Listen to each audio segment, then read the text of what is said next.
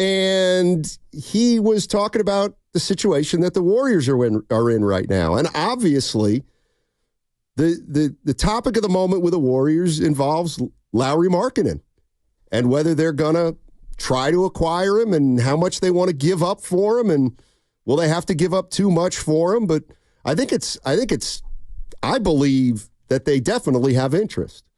So Draymond Green. I found that Steph quote, by the way. It was the one from the Mark Spears article. Correct. From the Anscape. Correct. Quote, let's put it this way. It's a long-winded way of saying that if it is a situation where you are a bottom feeder and it's just because you want to stay there, I'd have a hard time with that.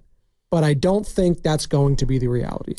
Steph Curry said to Mark Spears of Anscape. However, as we also know, and Steph Curry confirmed, things change quickly, especially in the NBA. So Draymond Green's talking about where the Warriors are at, what moves they can make, and how they can get back into the playoffs, this, that, and the other. Just take a listen. This is Draymond Green, everybody's favorite power forward. Take a listen. Regardless of how uneasy he was last year, regardless of how bothered he was, we built that organization. That's a fact. That organization was the laughing stock of the NBA. That's a fact, bro. And so in doing what we've done, there's still a care for the organization. Like, we was just about to make some trades last week, and I told them straight up, like, yo, that trade helped me. Like, it'll help me right now in my career these last couple of years and stuff. But I've always spoke to y'all from a place of what's best for this organization. I won't stop now. Yeah. That's a bad trade. Like, don't do that trade. Like, I disagree with it, although it's going to help me right now. Yeah. And so what Klay just did, and nobody will give him credit for it, what Klay just did is he just relieved this organization of the financial hardships that the organization was starting to face. Right? Yeah. You're still doing for the organization. Yep. But nobody will say that. Nobody will say him leaving because they'll only make it about, he was unhappy. All right, so Draymond Green says the Warriors were going to make a trade last week, or we're certainly thinking about it, and he said, you know what, that's a bad trade. That would help me, but we've got an obligation to this organization that we built, and he's obviously part of that. And so just extrapolating, let's hypothetically say he was talking about Markkanen, and maybe Lacob or Dunleavy said, what do you think about going out? We'll go get Markkanen, and we'll give up Kuminga, we'll give up Pods, and, we'll give up 2 future firsts because you and Steph deserve another shot at it, and we think this is the best way to do it quickly. This, that, and the other thing. And Draymond said, yeah, I don't think that's going to be a good trade for the organization long term. I mean, the first thing I think of is, well, wait a minute. I mean, it's an admirable thought. It really is. But I thought we were doing everything and anything under the sun for Steph. So we must not be doing that. Has Draymond said that before, though? Has Draymond said we need to do everything it takes to win for Steph? No. Draymond hasn't, but that's what I find interesting. We've got a fan base that a lot of fans want the Warriors to do anything and everything for Steph in the next couple years, and that's a fair point. Now we have Steph saying, essentially, I don't want to play for a bottom feeder. But now Draymond Green saying he didn't want a trade that the Warriors apparently were going to do because even though it would help right now, which I thought a lot of people wanted, it'll hurt us 5 years from now. But I thought we didn't really care about that. So my first thought is, well, what's the plan then? And is everybody on the same page, including the players? I don't know. I don't get it. I just think it's funny that he's so worried about the future of the team. After he signed a contract that ties him for this organization for basically 4 years, and I'm just going to say, I don't think he's going to be great that last year, or maybe even 2. And he's also going to be a part of why he's tying down the team with his contract. I don't get it. Like you were saying, admirable, okay. I just don't think it's really, is it his place to be talking about the future of the team after him? Like, should he be involved in decisions where he's not can be part of the focal point going forward for this franchise? Do fans like that? Well, I don't hate it if I knew I could just take him at his word and he meant everything he was saying. I think fans are going to be pissed that he is making decisions that are going to affect Stephen Curry's future with this team potentially. Because if Stephen Curry needs, and we're assuming here, we don't know what the trade was about, but we're assuming it's a Lowry Markkanen deal. Sure.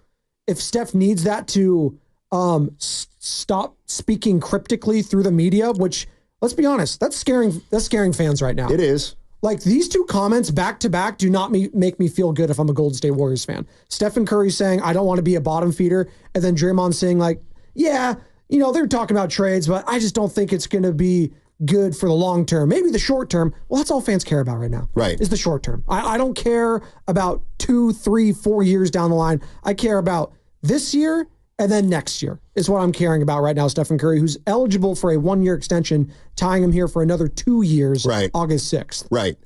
Well, and I can't help but think, I mean, obviously, I would say to Draymond, whoa, wait. You just signed a 4-year, $100 million contract with a player option at the end of it. And now you're talking about, well, that wouldn't help the organization long term. Exactly. Who out there right now believes that Draymond's deal will help the Warriors long term? Nobody believes that. He's got 3 more years left on his deal, and it's going to be a fingers crossed last 3 years of his deal because people are worried about, A, his demeanor and attitude, and B, his level of play falling off. And mainly the A in there, where is he even going to be on the... He's one slip up away from being indefinitely suspended. And then maybe it's a blessing in disguise. Maybe you can get off that contract. But that's another conversation for another day. Exactly. So 888-957-9570 is the number. I just think it's kind of fascinating as we're talking about the Warriors. We've got Steph Curry talking yesterday saying, look, I don't want to just stick around to be at a certain place if we're a bottom feeder. I'm not going to do that, but I don't see that happening. The reality is the Warriors are closer to being a bottom feeder than a contender at this point. And if they think the marketing trade can make them better right away, then that takes the pressure off what Steph Curry said. But now you're telling me Draymond doesn't want to do it. What did you make of that? I don't get it. Well, what'd you make of, because I haven't gotten your thoughts on this on air with you, about Stephen Curry basically putting the Warriors on notice through the media? I mean, for the first time since I can remember, like, he's never done something like this. And I've been kind of clamoring him to do this on the airways for a while now, going back to last year. I think it was Evan and I filling in for you and Goo one day. And I was like, I would like Steph to be a little bit more selfish and kind of put the Warriors' feet to the fire a little bit. Just do what a LeBron does occasionally. Just speak through the media. Right. You have the voice, and it carries a lot of weight privately, but more so publicly. Yeah. That is, he's checking everyone up there, being like, yeah, you know what? If we're not going to be competing for play-in spots or for a play-in team, see, that's another thing on this. What is a bottom feeder? Is it completely out of the play-in? Is it a fringe play-in team? Like, what is it to you, Steiny? I mean, he talked about, I want to be competitive. But he also says, look, I get it. You can't win every year. So I think... Which I think is he was talking about this year specifically. Right. I don't think he feels like they're going to win this year. Right. But currently constructed. Yeah, no, and that's not a unique thought, I think, with this team.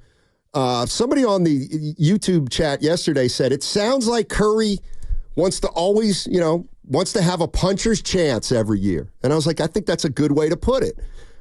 Did they have a puncher's chance last year? Well, they ended up not having one because of where they finished. But, man, I thought a lot of stuff went through my head when I heard Curry's quote. One is, and I heard Willard ask this question, is he just talking about this now, or is he listen, he's getting asked about it.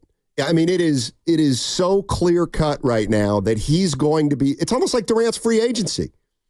People see the writing on the wall with Steph. They see the Warriors declining, and people are going to say to Steph Curry, what are you thinking as you turn 36, 37, 38, and maybe the team around you is getting worse. What do you think? Well, you know what? I love it here. I want to be a Warrior for life, but I want to have a shot at it. If we ever stink, then yeah, I want out. Okay, well, I get that it's Steph Curry, and he's one of one, but by the same token, I would say, man, Steph, you're great, and you're the reason this team has won 4 titles, but, you are 36. You didn't have a great second half, and whether you're 1% of our decline or 50% of our decline, you're part of this too. You are a small part of the reason why we're not able to elevate anymore. So is it really fair for you to expect? Well, that's my second point would be, Steph, you've been here for 15 years. We've had a dynasty. We've paid everybody under the sun, including you. We paid Draymond a couple years ago. Clearly, you were into that. Steph, you're kind of part of the reason we're in a bind Steph is like we are. culpable in all this to where the team is at today? Yes, he bears some culpability. But how much? If you give him percentage, 5%. Yeah, 5%, okay. 5 or 10%, 10%. Because you can whisper in the ears of his obviously his words hold a lot of weight within the organization. He's the best player in the planet for a given amount of time. He's the best player in the history of Bay Area sports. Right. So yes. But to that same token, you got guys like Draymond Green driving to the owner Joe Lacob's house. Right. And saying, I want a contract. And he wants to be here. So you could say Steph a little bit, but I'm putting this, and we just heard from Draymond Green. Is it possible, and dare I say this, that Draymond Green has more sway within the organization than Stephen Curry right now? He might, just because of his voice, that he uses it more. That's unacceptable. No doubt about it. That's just... if I'm a Warriors fan, that is unacceptable. Could you imagine disagree. LeBron, Anthony Davis having more of a sway than LeBron James? And if Kyrie Irving had more sway than a LeBron James, that's what we're talking about here, folks. We're talking about the best player on this in the history of the franchise, and one of the top 10, maybe go down as top 5 in the history of the sport. And he doesn't even have the most say on his own team. Right, that's a problem. Right, and the 510 on the Xfinity Mobile text line. This is actually the first thing I've agreed with Draymond saying in a while. Marking his injury plagued, blah blah blah. Now I'm with you. If you can take Draymond at his word, I don't necessarily disagree with him. It's been debunked a little bit. We had Sarah Todd on of the Deseret News, who covers the team. She said a lot of that has been load management, kind of phony IL, if you're doing a baseball analogy. I think the missed games has been completely overblown from what I've been told and from what I've read up on. Fair enough. Just wanted to put that out there. Fair enough. But what I would say is I'm going to assume, that Steph Curry told Joe Lacob and Mike Dunleavy a year ago, we got to re-sign Draymond. We got to. I need him. We need him. Okay. So and at that point, what if they were thinking of not re-signing Draymond? So then Draymond goes down to Lacob's house. Lacob's thinking that they may walk away from Draymond Green. Draymond makes it hard on Lacob. And then Lacob says, let's just re-sign him because I know Steph wants him. And if we let him go now, we might have a headache with Steph a year sooner than we could already. And all I'm getting at is we've heard about it for 3 years. If Steph Curry was the reason, or was a big part of the reason, the Golden State Warriors re-signed Draymond Green for 4 years and $100 million, then part of this situation they're in right now with a lack of flexibility, he's brought on himself with that mindset. If he, in fact, was any kind of impetus toward bringing Draymond Green back, then that's on him. And now for him to say a year later, well, if we're a bottom feeder, I'm probably going to get out of here. Well, one of the reasons we may become a bottom feeder is because we're coming off a dynasty. We've paid everybody under the sun, but we've paid Draymond more recently than anybody else, and he's 34 years old and declining. So, listen, I got nothing against Steph Curry, and I think he's being asked about it, and he will continue to get asked about it a lot because he's 36 years old, and the Warriors aren't a championship contender right now. Those questions are going to come. What's he want to do? And he's earned every right to do what he wants to do. Do you think it's a guaranteed lock that he signs an extension August 6th when he becomes eligible? Well, and not that it has to be that date, but during this upcoming season or right before it. Okay. And how much pressure does then that put on the organization after that? This is the one I've given a ton of thought to because I think there's a lot there. So Steph's got 2 more years left in his deal, and on August 6th, he can sign a 1-year extension to tack on to the end of that year. That's a big day, by the way. That's the Larry marketing thing. If he doesn't sign that day, then you can't sign him next season. He's basically done being a Warrior at that point, probably. Exactly. It's a big day. Exactly. So I'm interested to know, okay, on August, does Steph Curry want an extension, one-year extension to tack on to the end at $64 million? So my logical part says there's no way that Steph Curry would not want to make the most money he's ever made in 1 year when he's 38 years old. How could you possibly turn that down? We're going to pay you $64 million. That's a lot of money. When you're 38. Like, you have to take that on the one hand. Okay. Is there a chance the Warriors would say, any chance you're okay with us not offering you an extension? Well, if I'm Steph, I'd be like, yeah, that's a problem. I want an extension. I'm due for it. I did a lot for this organization. I don't care how I want it. Now, there's 3 other ways to look at it. What if Steph believes that by not signing that 3rd-year extension, if push ever came to shove, he could become a free agent in 2 years? If he doesn't like what he sees at that point, he tests free agency. But then I think, okay, they give him the 3rd-year option or the 3rd year. Does that really change the Warriors' ability to trade him if he says, get me out of here? I don't think so. In fact, I think another team out there could be, let's say at this trade deadline, well, if we trade for Steph, we got him the rest of this year and for 2 more. That's pretty good. Like, that ain't just he's coming into town, and if it works, it works. It does. You know what I mean? And it's a risk because you would assume a team trading for them feel like they're a player away, but they'd probably dip into the second apron. There'd be a lot of financial stuff with that. But to your point, it's Stephen freaking Curry. He's still damn good, top 10, top 15, wherever you want to put him. I think he's a top 10 player still. But yeah, you're still trading for him. Yeah, and then, you know, I don't know. I just think it's fascinating. And then my other thing that's starting to, you know how stuff builds momentum and then you realize, man, maybe we're further. Is it starting to feel at all like something inevitable may happen with Steph at this point? Not being a Golden State Warrior for life? Yes. Wow. I mean, if you're a Warrior fan and you just hear Steph Curry say, you know, I don't want to be on a bottom feeder, but you hear Draymond Green saying, yeah, we had a deal that might have helped us right away, but it's going to kill us in 4 years. And, you know, I'm obliged to do the right thing, but I told him it's a bad deal. Well, okay, what are we doing then?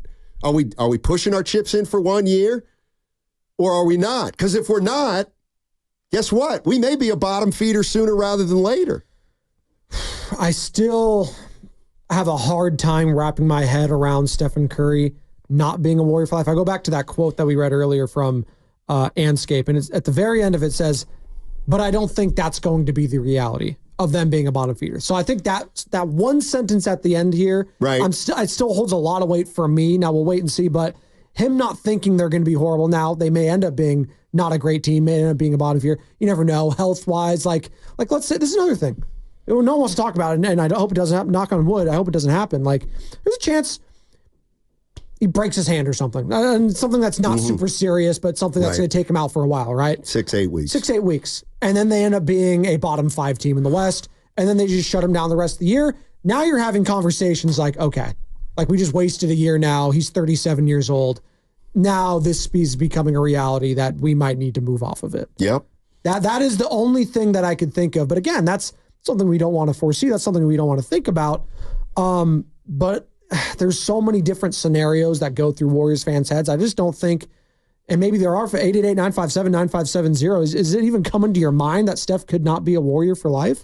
Yeah, I'd like to just ask Warrior fans, what do they make of the last 2 days? The quotes from Steph Curry and from Draymond Green. And I'll play the Draymond Green again on the other side, but he essentially said Warriors were thinking about making a trade last week, and he said that trade stinks. Not for now, it'll help, but down the road it's going to stink. Let's go to Robert in San Jose. Hey, Robert, how you doing, buddy? What do you got for us? Thanks for taking my call, Sure. Tiny.